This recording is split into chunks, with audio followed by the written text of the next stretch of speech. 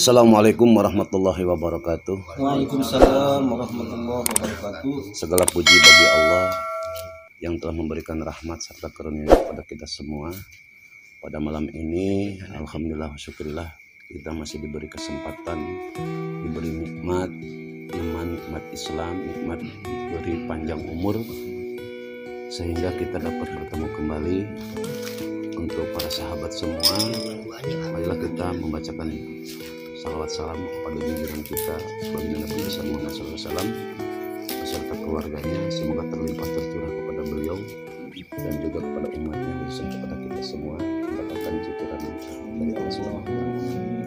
Alhamdulillah pada kesempatan malam ini untuk dua rekan kita, yaitu Omarudin ya sama Bambang, sudah melaksanakan rapi tahap kedua bisa dilaksanakan oleh kitab suci ya, atau penelitian. Mudah-mudahan rapi kedua itu bisa menetralisir kepada kita semua, dan nanti insya Allah akan dilanjutkan dengan ayat. Adapun penjelasan masalah terapi itu, terapi kalau menurut saya itu pribadi yang sudah saya dijajah oleh sepuh, itu bukan untuk suatu adu kekuatan atau suatu adu energi, bukan, tetapi ini meyakinkan apa yang kita ketahui tentang kalimat-kalimat yang sering kita baca, gitu ya. Jadi yang kita baca tersebut jangan hanya sekedar di mulut saja atau di pikiran saja. Kita harus bisa menyatukan antara ucapan pikiran kita dengan hati kita, bahwa semata-mata kita hadir di depan Allah Subhanahu wa taala. Disitulah kita akan terbuka dengan keagungan Allah, sehingga hati kita itu merasa dekat. Adapun seperti ada yang muntah ataupun yang menangis, itu karena mungkin Allah memberikan suatu karunia, membukakan hati kita atas segala kekurangan dosa yang sudah kita pelajari, apa dosa kita yang sudah kita lakukan, kita perbuat. Nah makanya kita kadang-kadang menangis, kadang-kadang ada penyesalan. Adapun misalnya yang muntah itu karena ada benturan suatu istilah energi, bukan diadu ya, tapi benturan energi yang tadinya kurang, menurut kita itu kurang begitu kurang begitu istilahnya baik dari diri kita, mungkin akan keluar dengan izin Allah karena kita mendekatkan diri kepada Allah ya. Kalau semacam istilahnya ruqyah, itu perbedaannya, ruqyah itu ada ayat-ayat tertentu ya, ayat-ayat Al-Quran yang dibacakan, termasuk mungkin pembacaan surat azim gitu ya. Kalau ini mah kan kalimat-kalimat yang sering kita baca ya, seperti takbir, lalu istighfar, membaca bismillah, dan dua kalimat syahadat dibandingkan dengan takbir, yaitu perjanjian. Dalam arti perjanjian disebut yang kalimat demi Allah itu kita dalam hati kita itu berjanji mengagungkan bahwa tiada Tuhan selain Allah dan mengagungkan kebesaran Allah ya, bahwa hati kita, pikiran kita ya, kehidupan kita itu demi Allah Rasulullah wallahi. Contohnya gitu kan, seperti para pejabat yang mau istilahnya naik jabatan atau misalnya itu sebelum kita mendapat jabatan harus ada sumpahnya itu. Nah mudah-mudahan dalam takbir tersebut, dalam kita janji kepada Allah itu, supaya kita tidak akan mengulangi lagi perbuatan-perbuatan yang sudah kita lakukan gitu ya. Beda dengan semacam ayat-ayat ruqyah yang sudah saya pelajari, sudah saya kenal dengan orang-orang ruqyah itu kebanyakan. Adapun foto-foto di rumah kan suka diturunin Pak Haji Toto ya. Foto-foto kalau kita nggak usah, hanya menghadirkan hati kita berhadapan seperti dengan keagungan Allah. Terus menunda untuk sementara hal-hal yang pikiran seperti memikirkan masalah usaha, pikiran masalah keluarga. Ya bukan berarti kita membuang, tapi menunda dulu untuk fokus kita itu, hati kita mendekatkan kepada Allah Subhanahu wa taala. Itulah itu perbedaannya. Jadi kalau masalah istilahnya terapi, kan dibacakan ya. Kalau itu ruqyah dituntun dengan bacaan-bacaan tertentu, ayat-ayat tertentu dibacanya oleh istilahnya yang biasa itu. Kalau ini kan tuntunan yang sudah kita pelajari, seperti kita mungkin sering membaca takbir, membaca syahadat, kita sudah sering. Tapi kalau misalnya kita belum diterapi, kadang membaca itu kan nggak ada reaksi, karena tuntunannya mungkin belum sampai ke sana, antara hati kita, pikiran kita tidak fokus.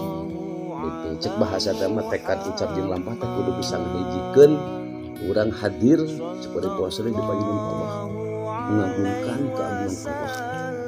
Itu ya. Sabab cek keterangan kan Allah menjauh ya, deketna Allah ka urang tadi ibarat leuwih deket tibatan urang ti kolobung duhurna. Nah gitu. Jadi sekali lagi mungkin ada pertanyaan masalah terapi, ada juga yang dibilang ruqyah, itu terserah sebutan ya.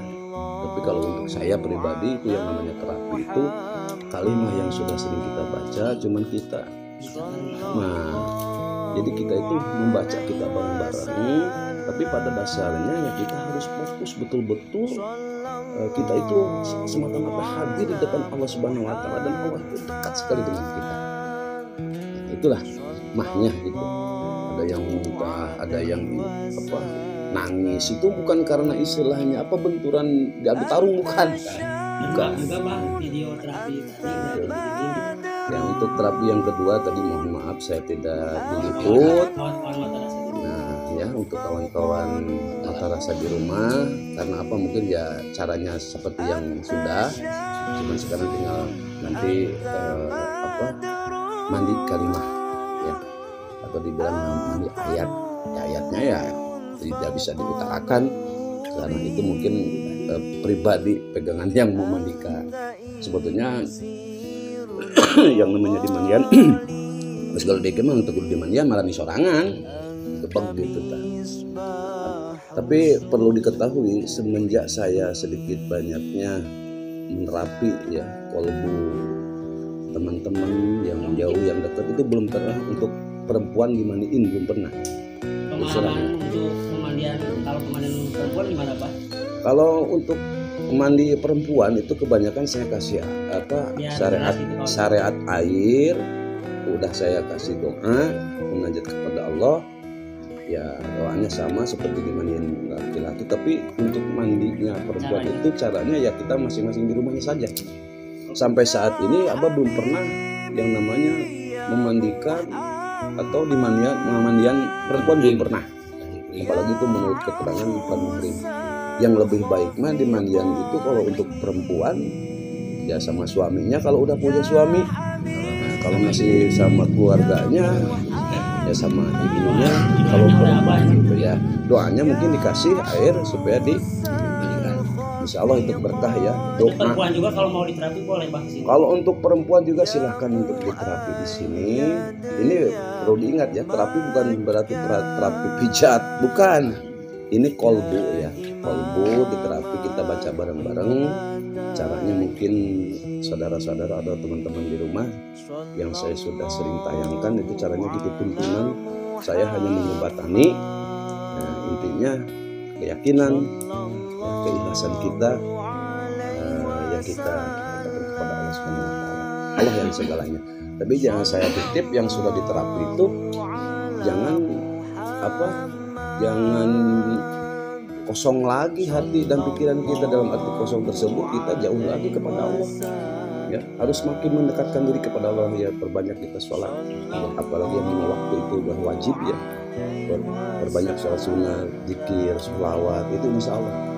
Itu selebihnya terserah orang-orang yang diterapi. Kalau sudah diterapi di sini, apa mau istilahnya kambuh lagi atau tidak, itu tergantung dari orangnya, kerajinan orangnya. Jadi kalau kita misalnya diterapi di sini bukan instan ya, tapi harus berlanjut. Karena yang membacakannya, yang ngawiridnya itu insya Allah dapat pahala Pak Haji ya. Karena kita akan berzikir kepada Allah, bersalawat kepada Nabi insya Allah. Jadi supaya kita tuh hati dan pikiran itu cekolot ya mah jejelang paham anjen ku kalimat-kalimat tauhid, ku kalimat-kalimat sholawat, supaya energi-energi yang kurang baik itu tidak bisa bersarang di tubuh kita. Itulah barangkali saudara-saudara kita yang bisa saya jelaskan. Mohon maaf bila mana ada kekurangan dan kesalahan itu karena kekurangan dengan saya nanti dengan saya hakikatnya itu dari Allah Subhanahu wa taala. Ini semata-mata saya berdoa, semata-mata saya belajar untuk saling menuntun ke jalan yang Allah ridhoi. Mudah-mudahan ini jadi suatu amal ibadah. Ya. Barangkali ada sedikit banyaknya dari dua orang yang barusan terapi kedua, mungkin dari saudara Bang Bang, semenjak di terapi kedua ini bagaimana reaksi waktu dan tempatnya? Kembali dulu. Assalamualaikum warahmatullahi wabarakatuh. Alhamdulillah, setelah di terapi kedua, insya Allah nikmatnya luar biasa. Semata-mata ini saya ini ingin meningkatkan ibadah pada Allah, lebih diringankan lagi, digampangkan lagi. Hanya itu saja sih dari saya, tidak ada patah kata lain. Cukup nikmat, alhamdulillah. Terima kasih. Kedokannya langsung di kolbu ente. Naosan dirasakeun kan gitu. Alhamdulillah. Assalamualaikum warahmatullahi wabarakatuh.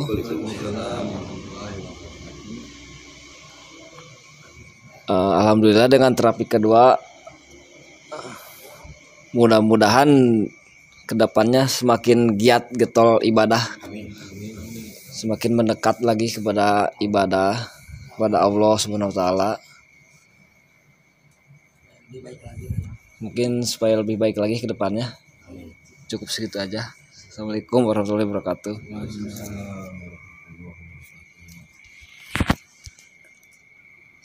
Ya, itulah sahabat-sahabat di rumah penjelasan dari saudara-saudara kita yang barusan di terapi kedua. Beliau sudah bisa merasakan terapi kedua ini agak lebih ringan ya, dibilang ringan dari badan kita, mungkin dari keluhan yang ada di dalam hati kita. Mudah-mudahan kakesel, kabingung, kasusah, sedikit banyaknya terlepas ya. Jadi jangan terlalu istilahnya kita memikirkan hal-hal yang terlalu berlebihan. Semuanya kita hidup di alam dunia ini hanya untuk menjalankan tugas ibadah kepada kita. Adapun ada ujian dan cobaan Allah akan berikan kepada kita, maka kita harus bersabar dan selalu berusaha untuk memperbaiki. Itulah gunanya kita terapi kolbu. Mudah-mudahan kolbu kita selalu diberikan nurullah, cahaya di dalam kolbu kita, sehingga kita bisa dilindungi Allah Subhanahu wa taala. Ya, itulah saudara-saudara yang saya bisa jelaskan pada kesempatan malam ini. Sekali lagi saya mohon maaf apabila ada kata-kata saya kurang berkenan di hati saudara-saudara di rumah, karena sepengetahuan saya mungkin ada batasnya, ada yang lebih pandai, ada yang lebih mumpuni dalam segi hal bidang seperti ini. Mohon maaf sekali lagi kepada saudara-saudara, sehu-sehu, guru-guru besar yang ada di luar sana. Saya mohon doanya serta mohon maaf atau segala kekurangannya. Kita langsung untuk memandikannya, tapi mandi-mandinya masing-masing sendiri ya. Ya, itu untuk sementara. Kita lanjutin untuk mandi terapi ya.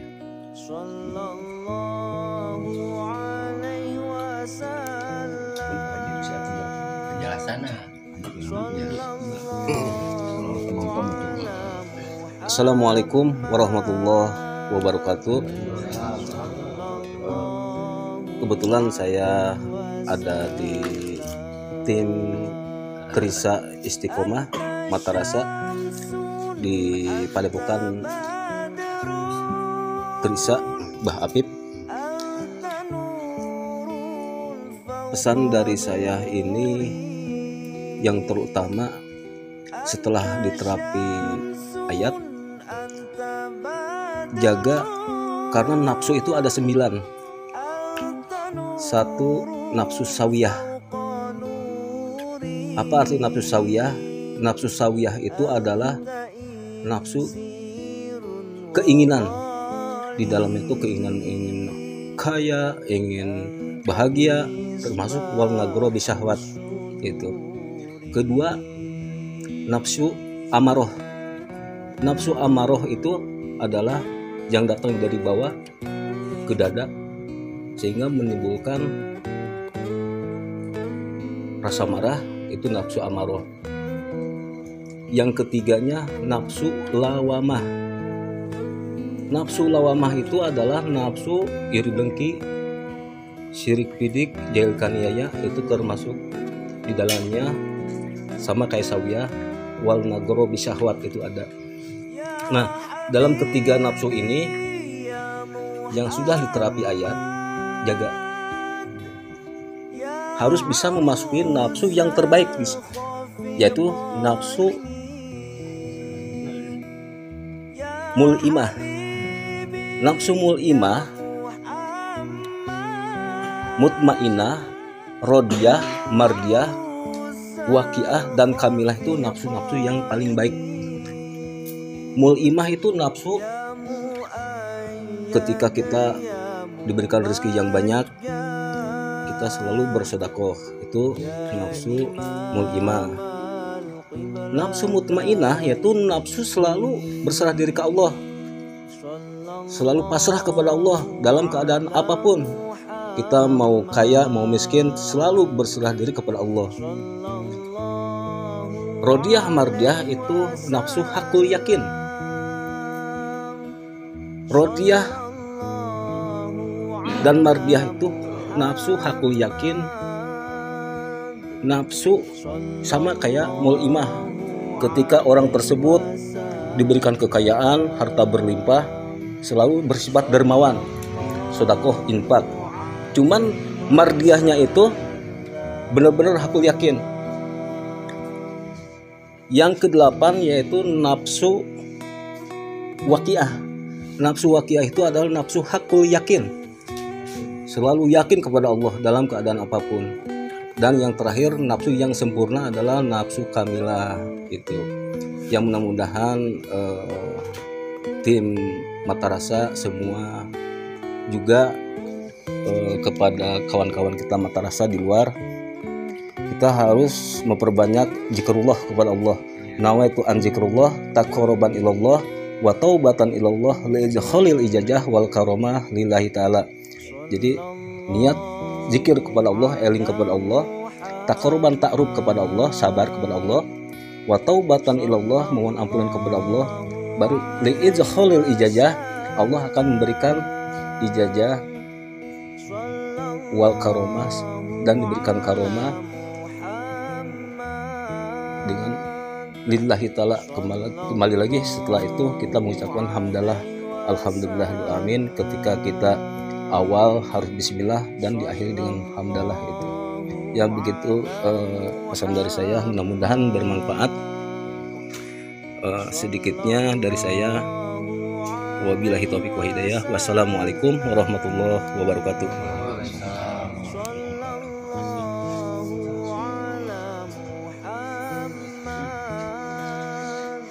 Jadi langsung kita ke tahap pemandian.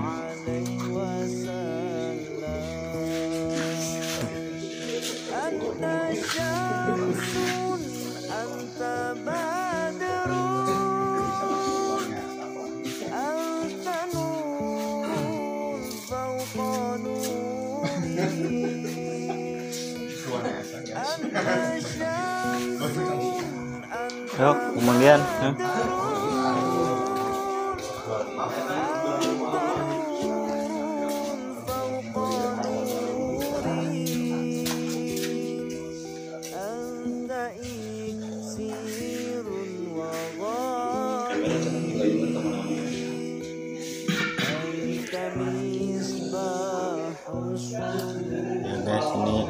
Ya guys, ini situasi tempat pemandian di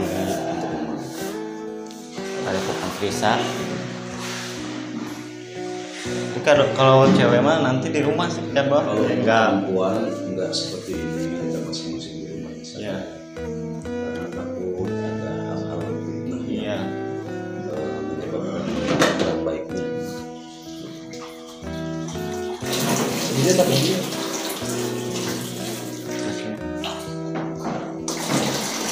Mungkin Abah mau mengancurkan doa-doa air ya, media air. untuk pemandian nanti tidak di kamera mungkin ya. Ya. Air doa yang sudah saya siapkan, mudah-mudahan air doa ini keberkahannya Allah Subhanahu wa Ta'ala berikan khususnya kepada orang-orang yang sudah diterapi. Mudah-mudahan diberi oleh Allah Subhanahu wa Ta'ala kesehatan zahir dan batin, diharamkan segala sesuatu hal yang tidak diinginkan. Kita bismillah ya, untuk mencampurkan air doa ini dengan air yang ada di sumur barang-barang ini.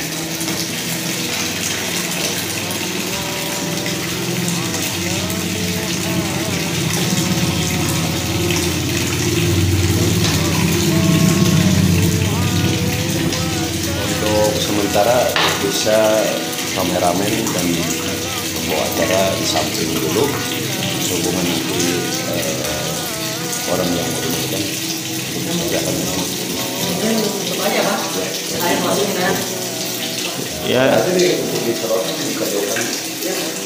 udah saudara. Jadi mungkin kita akan tutup aja sampai di sini videonya. Jangan lupa like, comment, subscribe videonya ya guys, gratis. Salam mata rasa, hirup cicing, hirup nyaring, hirup eling kagungan Gusti sadaya. Amin. Wassalamualaikum warahmatullahi wabarakatuh. pas